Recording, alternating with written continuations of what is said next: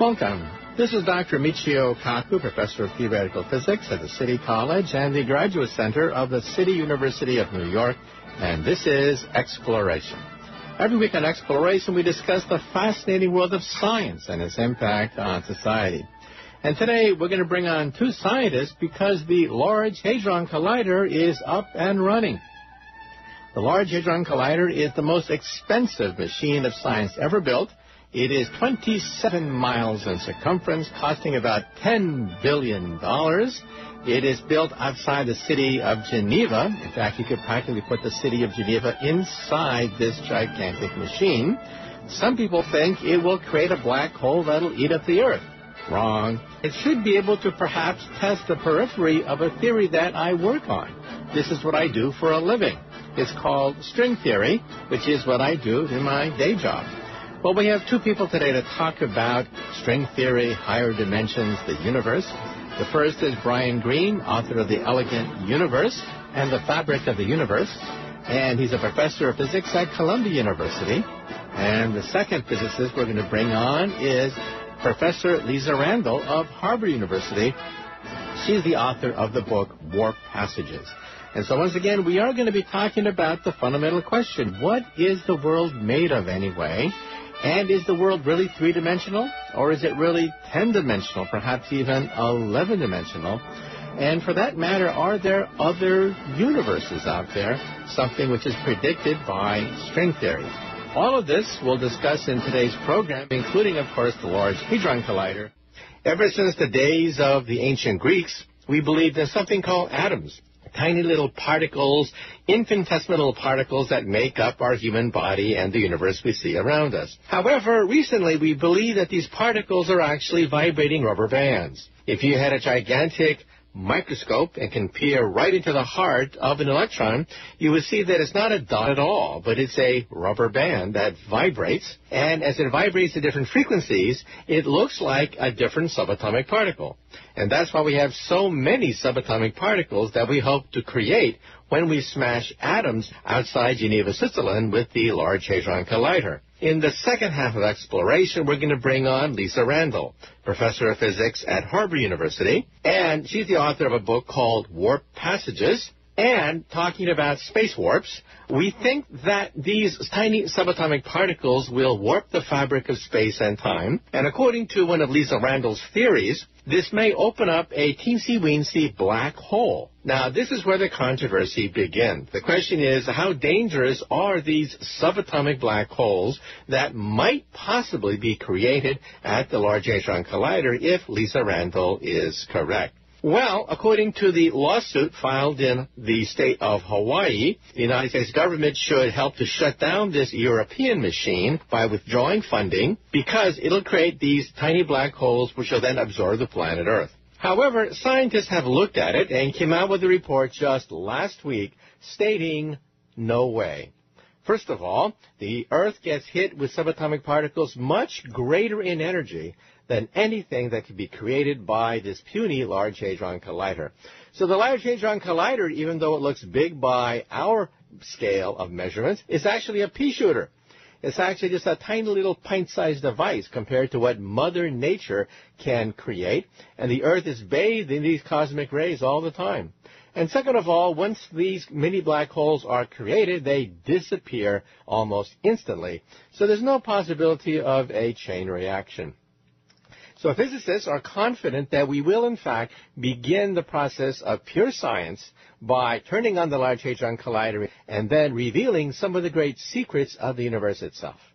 Well, once again, our first special guest is Brian Greene, and the book is called Fabric of the Cosmos.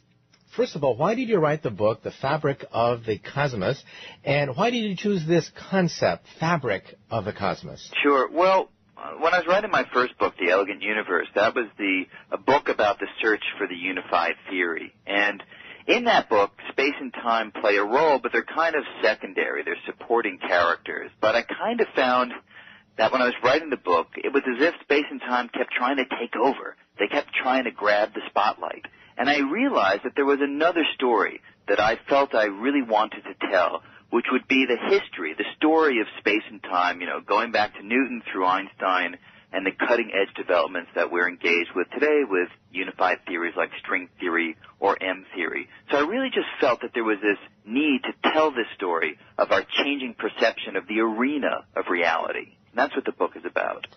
Okay, now let's talk about the Newtonian universe and the transition to the Einsteinian universe. The Newtonian universe is a very common sense universe. 1 second on the Earth is a second on Mars, is a second on Jupiter. 1 meter on the Earth is 1 meter on Jupiter, is 1 meter in Andromeda.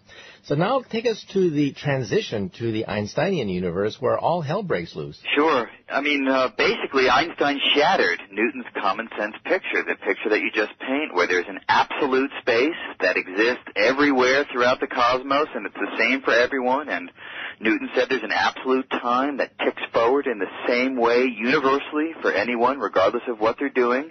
That common sense picture completely went out the window when Einstein discovered his special theory of relativity, because in special relativity, if, for example, you and I are moving relative to each other, our clocks, our watches will literally tick off time at different rates. Our brain processes, our heartbeats will beat, will tick, will go forward at different rates if we are moving relative to one another.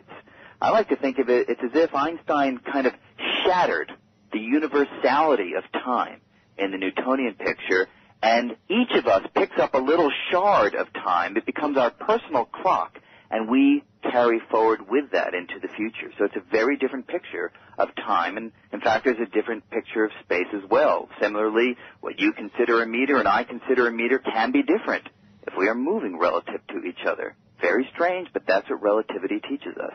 Now, therefore, paradoxes abound. Any freshman taking freshman physics immediately comes in contact with paradoxes. If the concept of length and time are not absolute, then you can have two people each shorter than the other, two people each younger than the other, and many classical physicists rip their hair out trying to contemplate people each being younger than the other.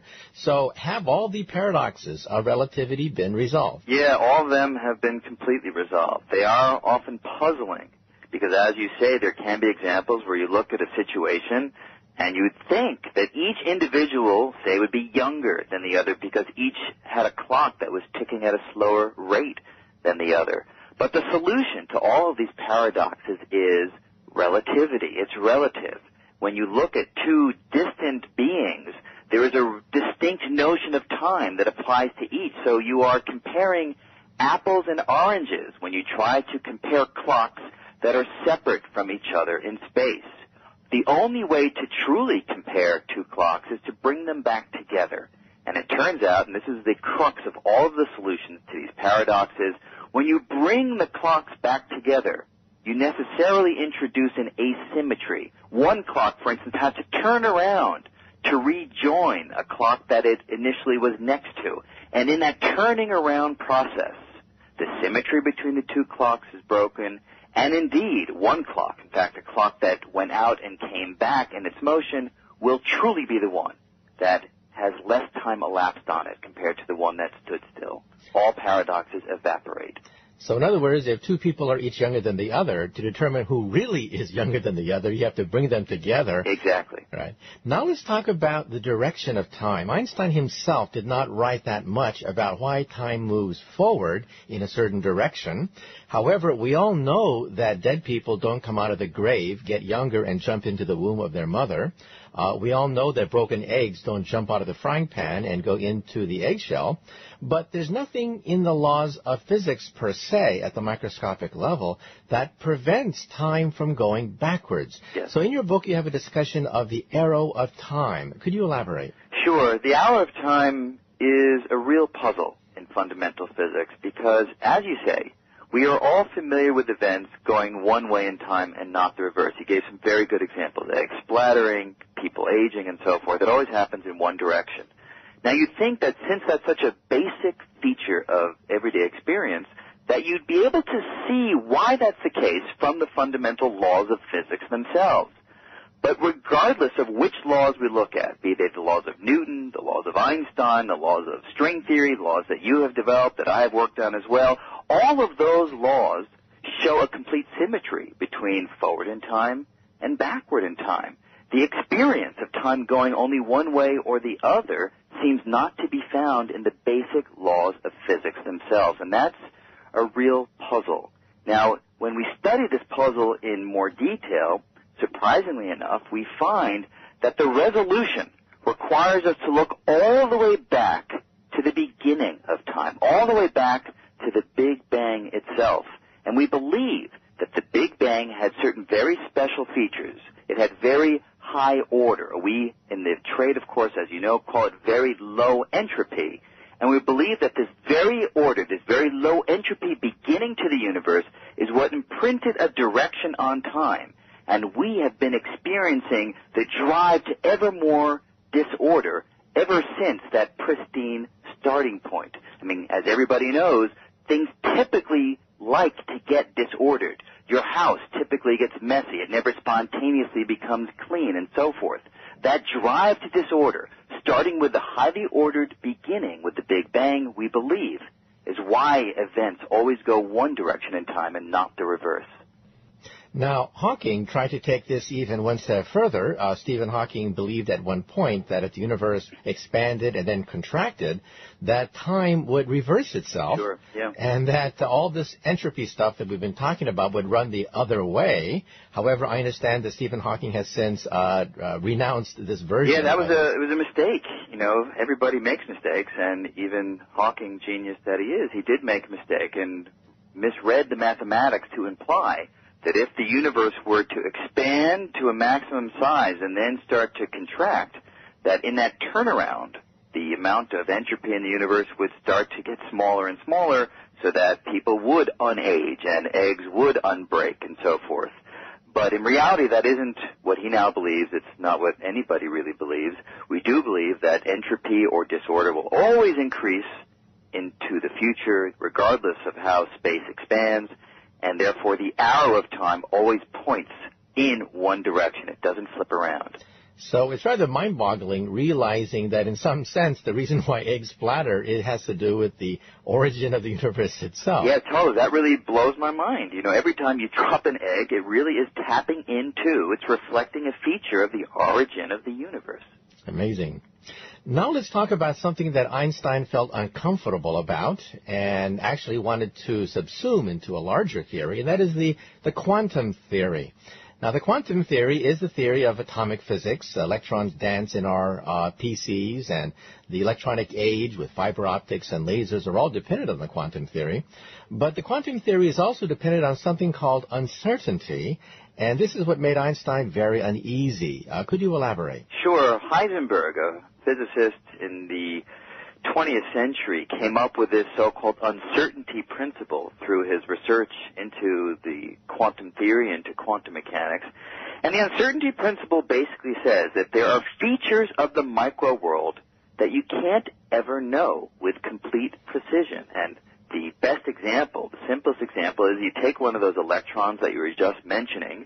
The uncertainty principle, when applied to an electron, says that you cannot know where an electron is and how fast the electron is moving simultaneously with total precision. And this has nothing to do with how good equipment you have or how good an experimenter you are. There is a fundamental limit on these features of the microworld in terms of their acquiring definite values. And that's the uncertainty that this principle declares. Now, some of the greatest geniuses of the 20th century didn't like this formulation. Erwin Schrödinger, the man who helped to formulate the wave function of quantum theory, didn't like this. And he proposed the Schrödinger cat problem to show that this was ridiculous. That if I have a cat in a box and the cat is connected to a gun is connected to, let's say, uranium, and a Geiger counter then registers the uranium disintegrating, sets off the gun and kills the cat. So far, so good. However, quantum mechanics says that until you open the box, you don't really know what state the cat is in because you don't know what state the uranium atom is in. So in other words, before you look at a cat, the cat exists both simultaneously dead and alive. Now, how can you be both dead and alive? Schrödinger thought this was absurd and thought that this was a disproof of the fundamental postulates of the uncertainty principle. But, well, what are your thoughts? Well, indeed, the Schrödinger cat paradox is so troubling because it takes the bizarre features of the quantum world, which we normally think of as applying to particles, like electrons, and it scales it up and makes it apply to big objects, big everyday objects, like a cat, an example that you are describing. So whereas we don't feel so troubled by saying an electron can sort of be partly this way, partly that way, partly to the left or partly to the right, we definitely do find it very troublesome to say that when it comes to a cat, that the cat is here or there or partly dead or partly alive. It does sound completely nutty. I personally feel that there is a resolution to this paradox or this strangeness that has been developed in the last few decades. And what it does, it recognizes that the conclusion that the cat would be partly dead or partly alive takes into account only the local environment of the cat itself. It doesn't take into account the fact that the cat actually interacts with a global environment. The cat is being impinged upon by air molecules. It's being hit by photons of light and so forth. You can't ever cut the cat off completely from its surroundings. And it turns out, and this is great, when you take the full environment into account, it shows, according to quantum theory, that the mixture of being half dead and half alive goes away. That the cat is one or the other, not both. Now, there are subtleties that, frankly, we still need to work out in this picture, so I don't want to give the impression that it's all fully worked out, but I think that the key feature is you must include the environment. And people neglected the environment for a long time just to make matters simple, to make the math simple. But when you include the environment, things do start to look less puzzling. Okay, but there's still a question of probabilities, even if you Yes. have interaction with the environment. Yes. And when we had Steve Weinberg on the air, he mentioned the analogy with sitting in a room with lots of radio frequencies in your room. There are many frequencies, radio frequencies in your room. You're listening to this radio station, but in the room you have the frequencies of all radio stations. But you're tuned into one frequency. So you exist simultaneously in a world with many, many radio frequencies, but you tune into one. See, these other radio frequencies, he claims, are universes. In one universe, the cat is dead. In the other universe, the cat is alive, but you happen to be tuned into one where, because of the interactions with the environment, the cat happens to be alive. Yes. But that means that someplace in your room, in your very room, there is a wave function, a radio frequency, of a cat in which the cat is dead. Mm-hmm. Now, if that's true, it means that there are, in some sense, all possible worlds coexisting simultaneously in your living room. Sure. What are your thoughts? Well, that's, in fact, the point when I said that I didn't feel everything had been completely worked out. It's exactly that issue, how to deal with the fact that even if the cat isn't in a mixture of being half dead and half alive, there still are the probabilities of being one half dead and one half alive. And what does that mean? I don't know exactly what it means. I don't think anybody really does, but one proposal certainly is the one that you're describing, the one that Stephen Weinberg apparently described, which is there are multiple universes. And in one universe, the cat is dead, and in another universe, the cat is alive. And when you open the box and, for instance, you see it alive, it means you're tuning in to that particular one. You've entered into that branch, if you will, of this ever-branching tributary of universes. I am a little uncomfortable with that idea. It is so uneconomical to imagine that there are many, many universes out there and we're just experiencing one of an infinite number. That doesn't mean it's not right. It may be right. I'm open to it being right, but I also think that we need to continue thinking hard on this problem because there may be solutions that don't require this kind of a radical change to our very sense of reality. But if that is ultimately where we are led, I think it's fantastically exciting. If this is really true, then there are many universes out there. That's exciting, but I don't want to go to that conclusion until there is no other possibility, when it's the only one left standing. Now, of course, in Twilight Zone, they like to play with this kind of idea. In one Twilight Zone episode, a man wakes up and finds out that he never lived in the world. All his friends don't recognize him. He meets his mother and father, and they say that we never had a son. But that means that perhaps the mother had a miscarriage.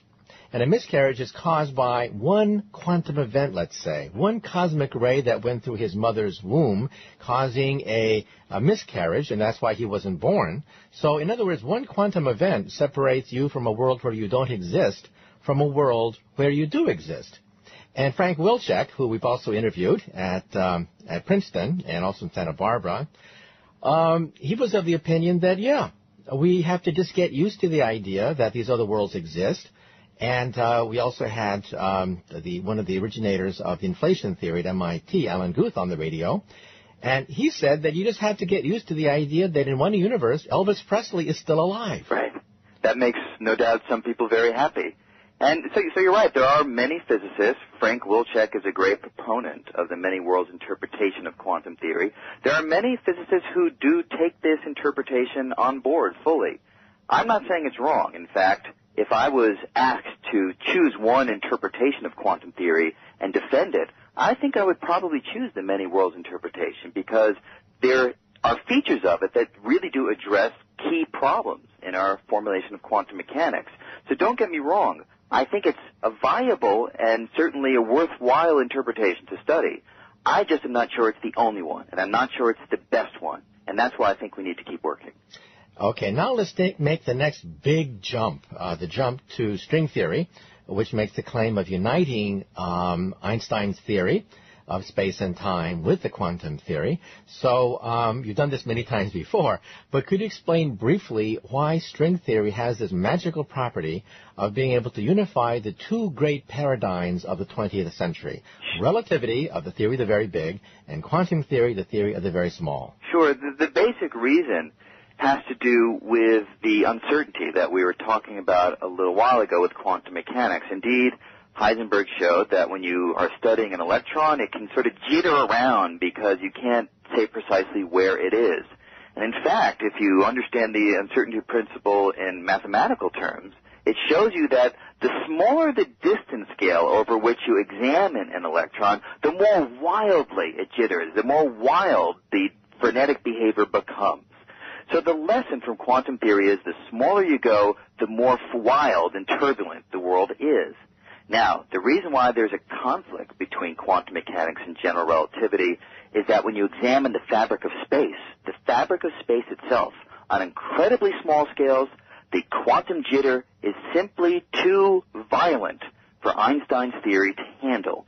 And that's why the theories come into conflict, and that's why they break down. String theory comes along, and the way it resolves this problem is it says that the finest ingredient in the world is a little filament of energy, a little string.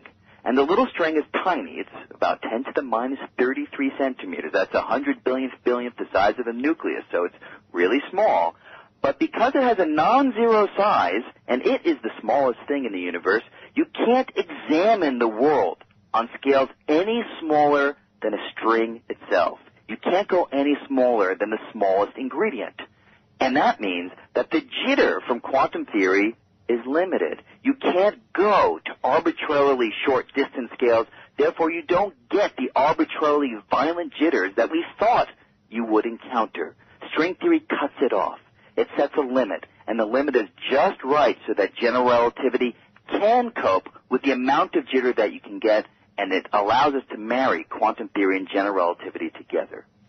Okay, now let's talk about higher dimensions, because some people who believe in string theory say that it's a potential weakness that we can't measure dimensions beyond length, width, and height. Other people say, well, why not? Why not have 10, 11 dimensions? It's a fantastic possibility to expand our consciousness. So tell us a little bit about, what are these higher dimensions, and why don't we see them? Why can't we jump into hyperspace? Sure. Well, when string theory came along and it put general relativity and quantum mechanics together, it turns out that it did so at a particular price, a particular cost, and the cost is just what you're referring to. The theory works, but only if the world has more than 3 space dimensions, more than left, right, back, forth, and up, down. In fact, the theory needs at least 6, and in fact, probably 7 more space dimensions. Now, that sounds nutty at first, and that brings us to your question. Why don't we see them? And why can't we jump into them? And there are a couple of answers to that. One, which is the more traditional one, an answer that I've worked on for a decade and a half, it's possible that the extra dimensions are very tiny. They're tightly crumpled up like a piece of paper that you crumple to an incredibly small size. And because they're so tightly crumpled, there's very little room in those other dimensions. And therefore, we are unable to go into them because we're too big. Even our most fine equipment, even the smallest particles that we use to probe the universe, don't have the energy to go into this very tiny space. So that's one possible answer why we don't see them. The other possible answer is we don't see them because of the way we see. That is, we look at the world around us and we see things by virtue of the electromagnetic force. Light travels into our eyes, allowing us to see the stuff in the world around us. According to string theory, it's possible that light itself may be trapped in our 3 dimensions, and it can't get off of our dimensions to move into the other ones. Even if the other ones are big in this approach, we can't use the familiar forces of electricity, magnetism, even the nuclear forces to access the other dimensions. It turns out that only the force of gravity will be able to move into these extra dimensions, and so it is our only hope of getting some direct evidence that the extra dimensions are there. Now, even in high school, when you learn about Newton's theory of gravity, it's based on the inverse square law. Yeah. That is, if you double the distance of separation of 2 objects, the Earth and the Moon, for example, gravity goes down by a factor of 4. If you triple the distance, gravity goes down by a factor of 9. And this particular factor is due to the dispersion of the forces of gravity throughout 3-dimensional space. So therefore, if space were 4-dimensional, 5-dimensional, 6-dimensional, you would have an inverse cube, inverse quartic, inverse quintic power, but we don't see that. Therefore, the question is, was Newton slightly wrong, maybe at the subatomic level, in postulating an inverse square law? He actually may have been wrong. So it's quite possible, if these extra dimensional scenarios are correct, that indeed on big scales, gravity can easily spread out through the 3 big dimensions, and that gives rise, as you described, to the inverse square law because of the way that the gravitational lines of force spread out. They disperse. But maybe on very small scales, scales that are on the size of these extra dimensions, assuming they're tightly curled up, gravity can seep off into those tiny extra dimensions.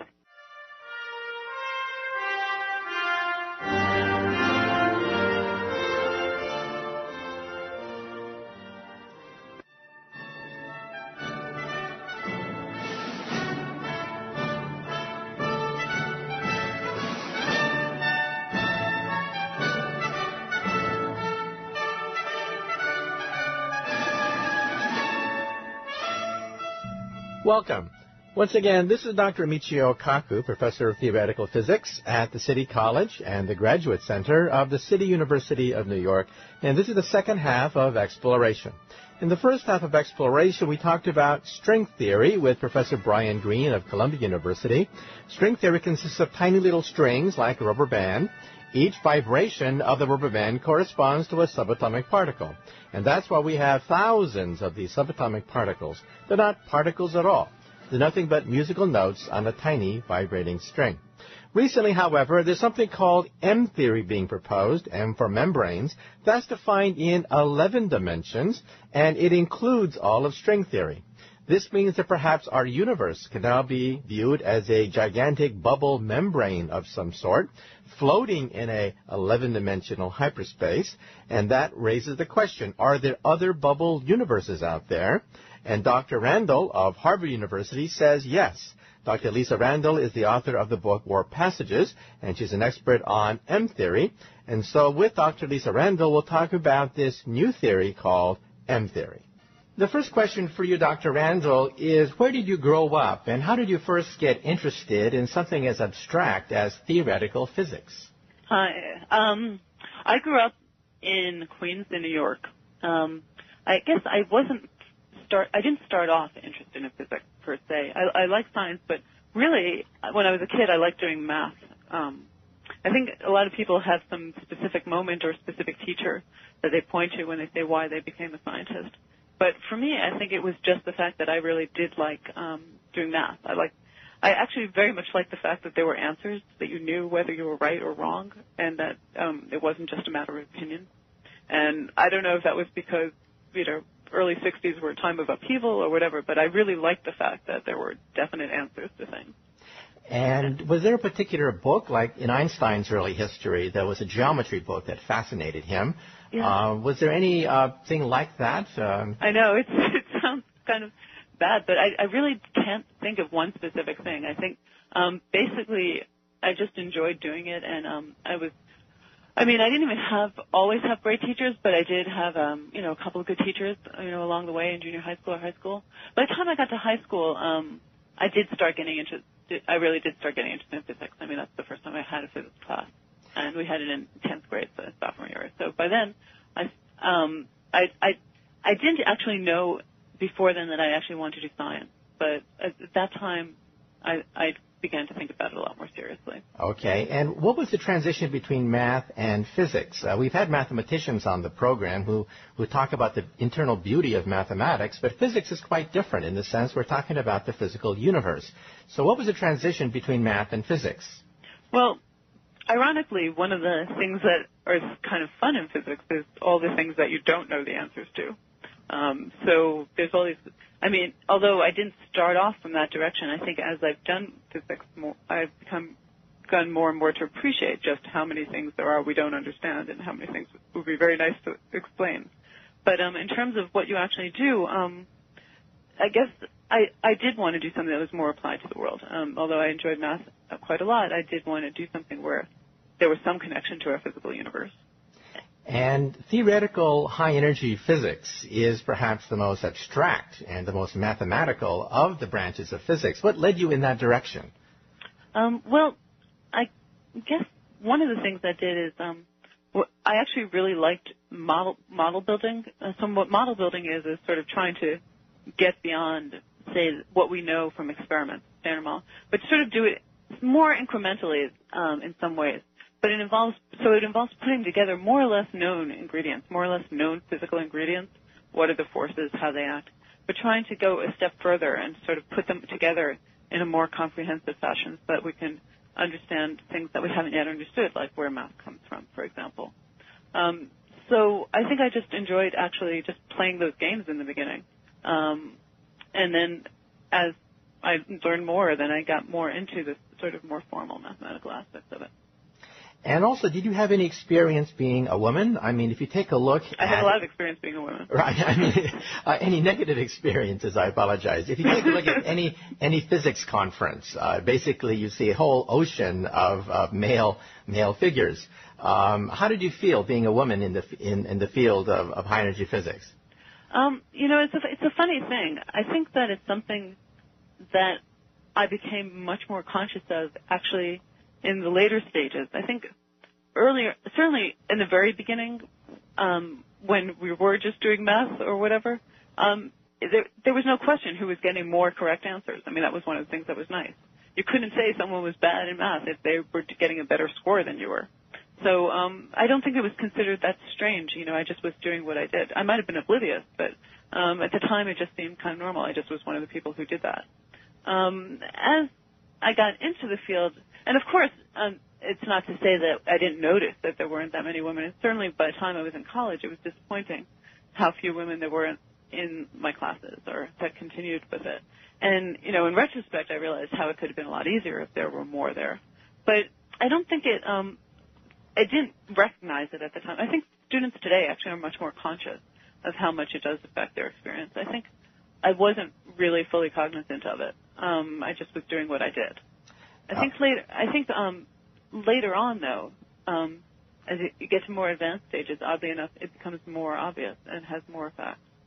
I think then I felt it more. But there was no problem with promotion or getting recognition. You felt you were treated fairly by the physics community? Well, I wouldn't say everything is fair. I mean, I do think there are problems. I think I did well, and so I really can't complain. But I think things might have been easier in certain circumstances. In fact, there certainly would have been easier in certain times. It's really not perfect, and I mean, I just think that it does affect your experience. It can be an advantage. I mean, one advantage is that when you go to a conference, people do remember you. So early on, before anyone knows who you are, that's probably an advantage. But I think there's a lot of ways it works against you too. And they're subtle. It's not a big thing. And certainly, overall things, some things work out. But I don't think things are actually completely fair yet.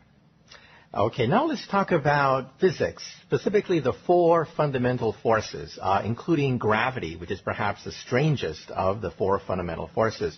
So could you elaborate about the four fundamental forces and why gravity is rather different? So the four forces that we now know about are electromagnetism, which most people have heard of, and there's also two other forces called the weak and strong forces that were discovered much more recently, in the latter half of the last century. And we'll talk about those shortly. Those have to do with nuclear interactions, for example, or what holds together a proton. But then there's another force, which is gravity, which of course also was known for a long time. But gravity really does seem to be very different than the other forces. And one reason that it's different is just that it's so extraordinarily weak. If you just look at what the masses of particles are, or just what we know about particles, it seems that it's actually inconsistent for gravity to be as weak as it is.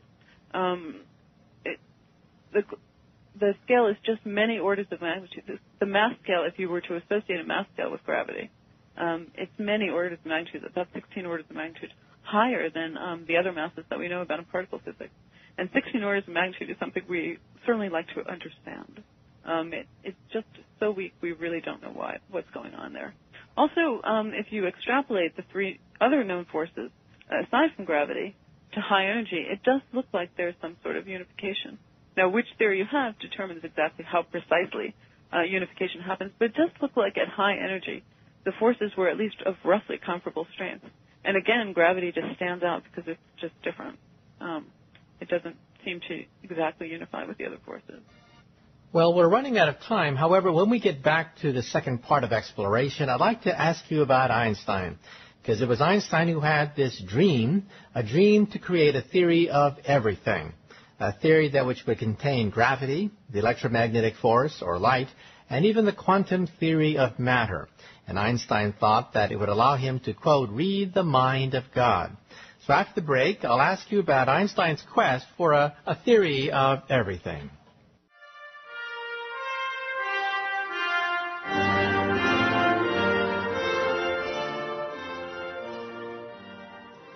Now, Einstein tried to unite gravity with light, with electromagnetism, and that approach, unfortunately didn't work. However, recently, in the last several decades, there's been a lot of work, especially with Steve Weinberg, who was on this program a few months ago, concerning unifying some of these forces. So could you explain some of the progress that we've made since the 60s and 70s concerning unifying some of these quantum forces? Sure. So one thing is when we look at the various forces, say the weak interactions, strong interactions, and electromagnetism, at the energies that we tend to see things, the energies we experience, they appear to be very different forces. We know electromagnetism gives rise to a long-range force, whereas we know about the weak interactions. The weak interactions, for example, lead to nuclear decay. That's one of the places they occur. It also occurs in the sun. But it's a very short-range force. It really seems quite different.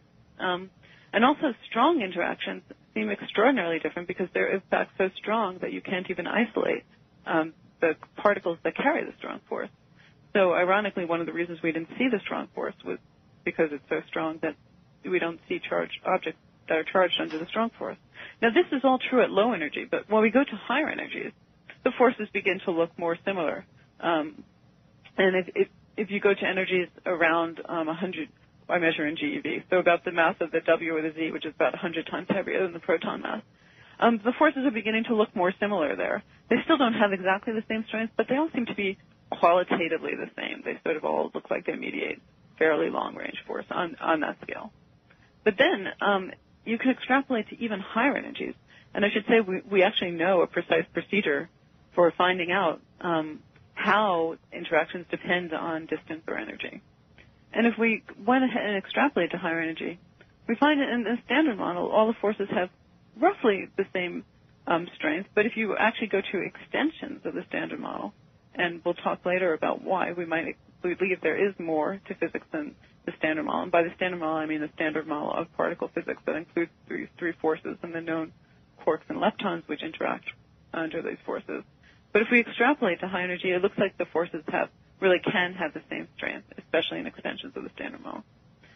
So that does seem to be huge progress in terms of forces being unified, because it really does look like at high energy. These three forces might have the same strength, which means that perhaps they're all manifestations of a single force above that energy. Okay, now Einstein spent the last 30 years of his life chasing after a, quote, theory of everything. He wanted a theory of gravity, light, and also the quantum theory in his later years, and he failed. However, today we do have something called string theory, which is the leading candidate, in fact, is the only candidate for a theory of all fundamental forces. So tell us a little bit about string theory. So, although I mentioned the fact that gravity looks different because it's weak, there's another problem with gravity that I didn't mention, which is just that we don't really know completely how to make a quantum theory of gravity, at least certainly not without string theory. It looks like when you try to make a theory that has both quantum mechanics and general relativity in it, you just run into trouble at short distance, for example, because basically at low energies we usually don't notice this problem because you either are in a domain where either gravity is important or you're in a domain where quantum mechanics is important. And if one is small compared to the other, we don't have to worry about it.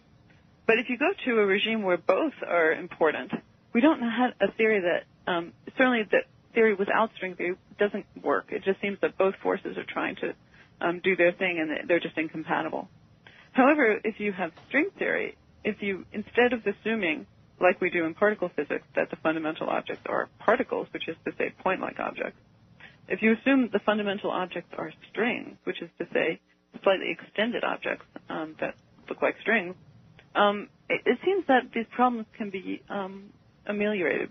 We don't completely know how to combine quantum mechanics and gravity because we don't completely know how string theory really works. But it does look like it's a theory that can consistently contain both quantum mechanics and gravity.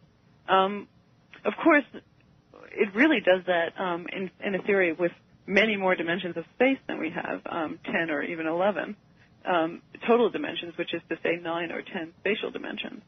So it's certainly gravity, but it's not naively the gravity we expect. And so there are many challenges that still remain, although it does look like it's a theory with both quantum mechanics and gravity. We want to make sure it's gravity as we know it, which means we'd like to understand how we have three spatial dimensions, for one thing. And also we'd like to see it solve some of the problems that a theory that has both quantum mechanics and gravity is supposed to solve. And we still have a long way to go in really fully understanding all of string theory's implications. Okay. Well, it was almost 30 years ago when string theory was shown to be consistent only in 10-dimensional hyperspace. And I still remember the reaction of most physicists at that point. People began to snicker. They began to laugh. They began to say that this is Star Trek. This is not real science. And the model pretty much died as a consequence of the fact that, well, where are these higher dimensions? We don't see 10-dimensional hyperspace opening up whenever we move in a straight line or we move in 3-dimensional space. So tell us a little bit about the process of compactification or rolling up some of these dimensions into something that's very small. So, of course, if the theory really had 9 dimensions of space that were accessible to us, that we could see, that we could observe, that would be a problem. It's clearly not the world in which we live. So there's a question, can you have a theory that looks like at very high energy, for example, that it really does have these additional dimensions, but say at the energies at which we experience things or can do our measurements, we just wouldn't see them. And although that sounds a little bit far-fetched, it's actually a very simple thing to actually imagine. For example, when you look at a piece of string, for example, it looks, you know that it's really a 3-dimensional object, but if you hold it very far away, it certainly looks like a 1-dimensional object. You really see it as having one dimension in which it's extended, and the others you might as well think of it as point-like. And that's sort of a general idea that if you have extra dimensions that are somehow curled up or small in size, if you have dimensions that are small, if you look at big, if you're only measuring things with a sensitivity to, say, larger distances, then you don't necessarily see all the structure that there might be at very short distance. So, for example, if you're a bug on a string, you would actually be able to see it as three-dimensional, where if you're as a person far away, you see it as one-dimensional. And in a similar way, it's possible that the superfluous spatial dimensions are curled up to a small size, so that everywhere there really are those dimensions, but we just don't see them. We just don't have the resolution to be able to make out the fact that there are those dimensions. And I should say that that was sort of the old theory, and it's known as, basically there's a Kaku-Klein theory based on this when we curl up the dimensions. And actually one of the exciting things that Raman Sundram and I actually found was that there is an alternative, but we can get into that later. Okay. Well, when people hear about 10-dimensional hyperspace, they say, wow, maybe I can jump into my starship and go into these higher dimensions. But then they're rather disappointed when they find out that these dimensions are very tiny, very small, too small for an atom to get into. However, there is something now called M-theory, which is generating a lot of excitement. So tell us a little bit about the differences and the similarities between string theory in 10-dimensional hyperspace and something called M-theory.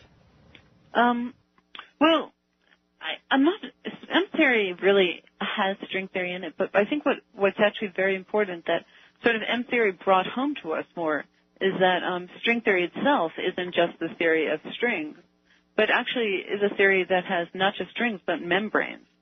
And strings are objects that are extended in one dimension, whereas you could have these objects that we call branes, which are like membranes, that are in string theory, and they can be extended in more dimensions. So you can have branes of various dimensionality. Now, what do I mean by that?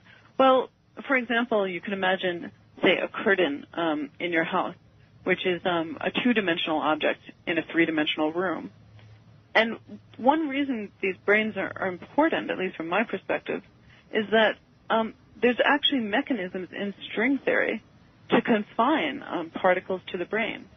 Now, what that means in practice is that although we know that there are extra dimensions, say, in string theory, it might be that not everything actually explores those extra dimensions. It might be that things like electrons are stuck on a brane. They don't necessarily see all the dimensions. They don't travel there. And if they interact with a photon that's stuck on the brane, the photon doesn't spread out.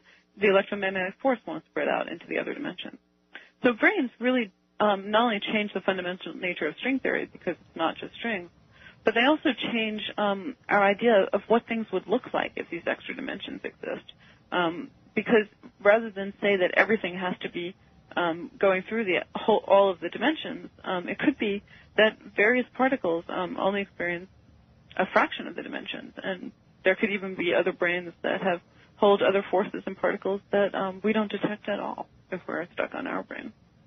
Okay, now M-theory is defined in 11-dimensional hyperspace, one extra dimension, yet we live in a 3-spatial dimensional universe plus time. So could you explain to us how the rolling up process is done, and how the rolling up, the compactification process works, and how some of these dimensions could be rather large. They don't have to be small at all. Well, okay, so let's go back to just rolling up the dimensions. And, M-theory just has one more dimension than string theory, which already had way too many dimensions. So basically with M-theory, you have to roll up one more dimension. But so the picture we had before was that one reason you don't see the other dimensions is because they're curled up to such a small size you can't actually detect them. And we just mentioned, however, that there's another reason you might not see extra dimensions, which is that particles could be stuck on a brane. Now, I should be careful when I say particles can be stuck on a brane because it's important to keep in mind that basically we know mechanisms to trap most particles on branes, but we don't actually have a mechanism to trap gravity onto a brane. So gravity is always connected with the entire space. In fact, Einstein has told us that gravity is connected with the geometry of space. So it wouldn't make sense to say that gravity is stuck on a brane.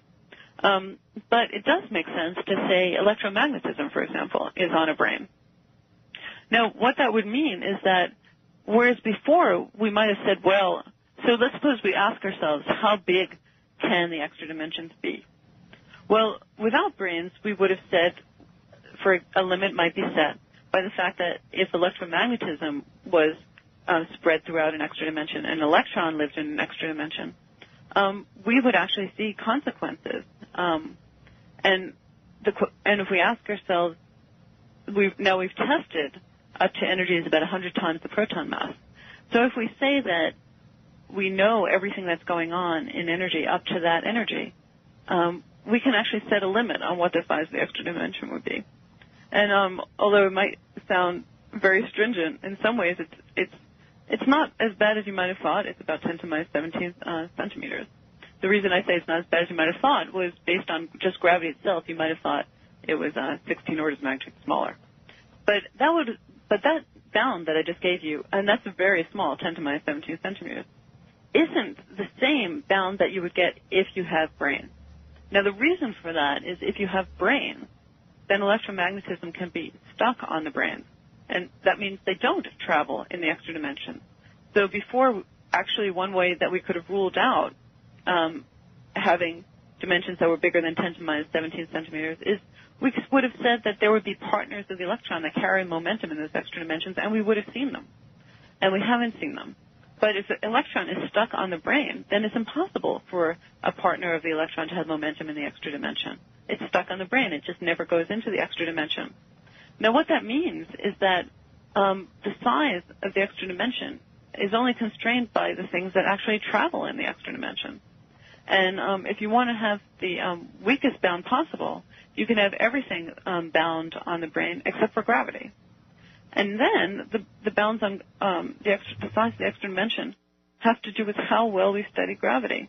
And the fact is we haven't studied gravity all that well. We actually only know about gravity down to distances of about 1/10 of a millimeter now, which means that if we have a brain, we can actually get away with much larger dimensions than we thought. And actually, so it's even more dramatic than that if we have brains, and this is some of the work that Raman Sundram and I found.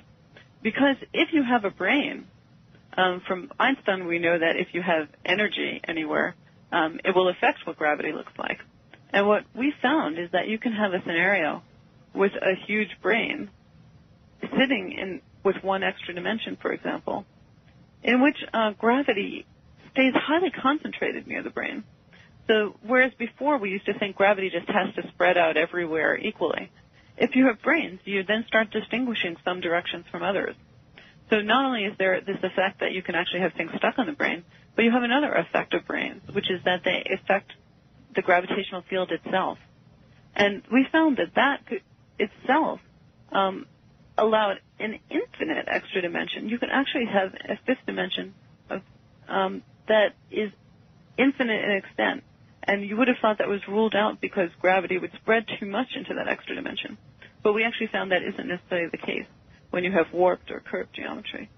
So brains really do introduce some very dramatic new possibilities.